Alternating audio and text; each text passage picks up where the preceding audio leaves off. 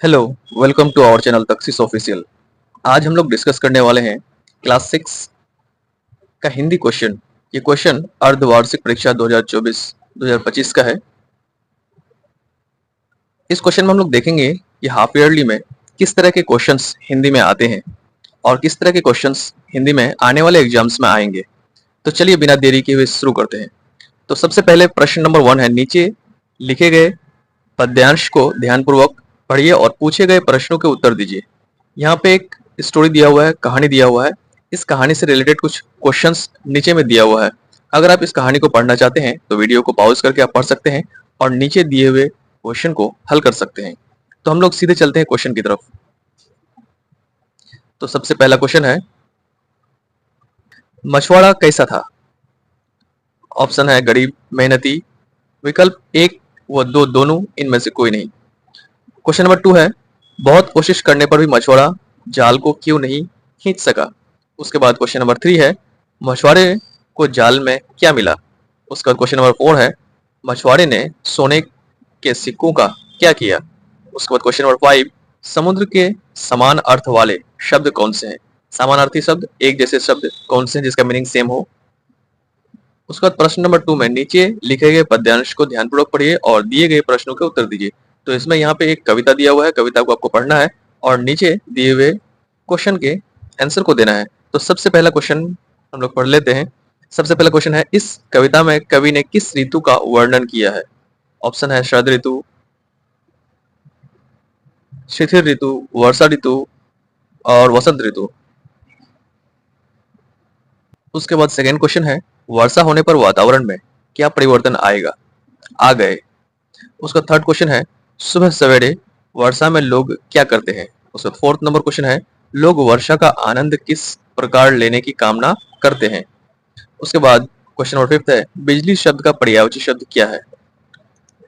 उसके बाद हम लोग चलते हैं प्रश्न नंबर 3 में। प्रश्न नंबर 3 में कह रहा है कि नीचे कुछ अक्षर दिए गए हैं, उन्हें मिलाकर कोई सार्थक शब्द बनाएं।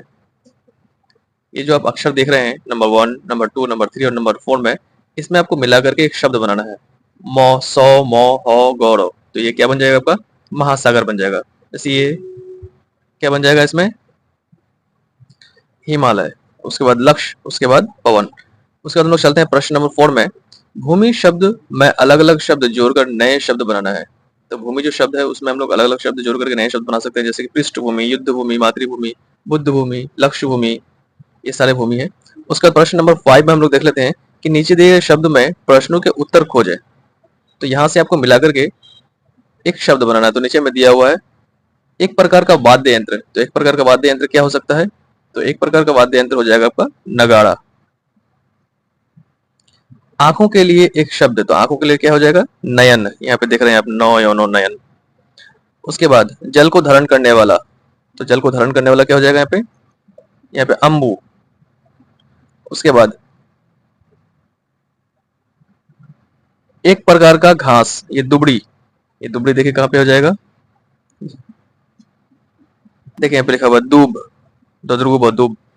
उसके बाद आंसू का समानार्थी शब्द, तो आंसू का क्या हो जाएगा यहाँ पे देखिए अश्रु लिखा हुआ है, आंसू का अश्रु। आसमान का समानार्थी शब्द है, तो यहाँ पे जलद।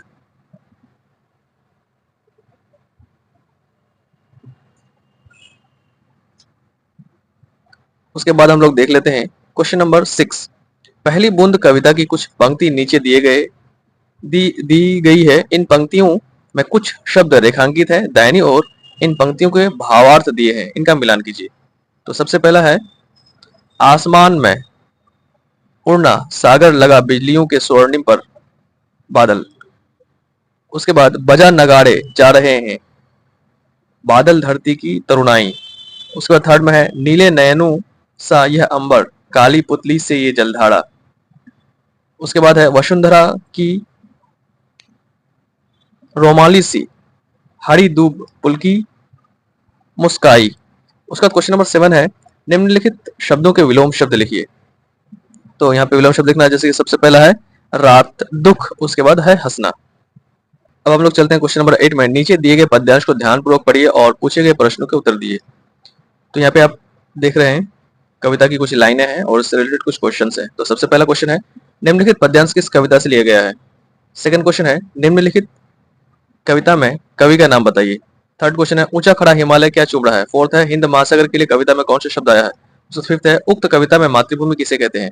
उसका नीचे में एक नीचे दिए गए पद्यांश गद्यांश को ध्यानपूर्वक पढ़िए और पूछे गए प्रश्नों को उत्तर दीजिए। तो यहाँ पे भी एक स्टोरी है, ये स्टोरी जो है आपके बुक से ही है, बाबा भारती वाला।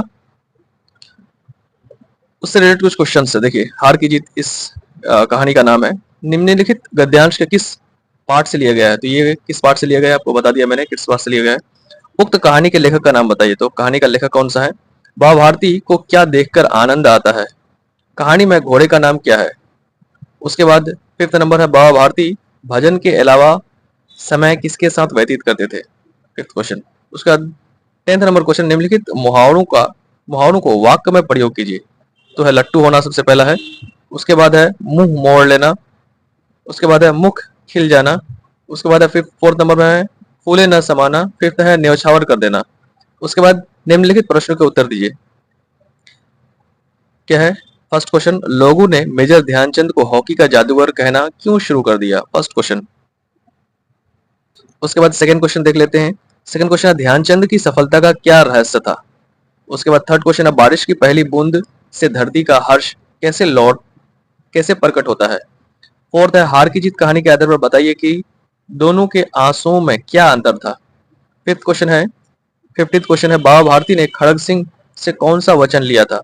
उसका 16th है, रहीमन जिह्वा बावड़ी कही गई सागर पताल, आपू तो कहीं भीतर रही जूती खात कपाल। दोहे का अर्थ क्या है? ऑप्शन है यहाँ पे, तो ये रहीम के दोहे से रिलेटेड क्वेश्चन है। उसका 17th क्वेश्चन है, रहीमन देखी बड़ेन को लघु न दीजिए दाढ़ी, जहां काम आवे सुई कहा करे तलवारी। इस दोहे का भावार्थ क्या है?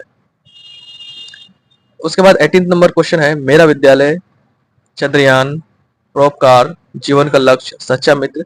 इसमें आपको किसी भी विषय पर पैराग्राफ लिखना है। यह है 100 वर्ड में, आपको 100 शब्दों में आपको लिखना है अनुच्छेद।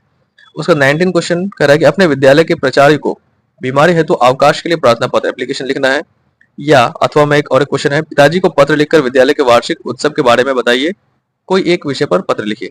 उसका 20 नंबर क्वेश्चन कर रहा है कि निम्न चित्रों को ध्यान से देखकर एक कहानी की रचना कीजिए। यहाँ पे एक चित्र दिया हुआ है, देख सकते हैं आप, इसको देख करके आपको एक स्टोरी लिखना है। तो ये था क्वेश्चन पेपर क्लास 6 हिंदी का हाफ ईयरली का। उम्मीद करते हैं क्वेश्चन आपको अच्छे से समझ में आया होगा। Thank you.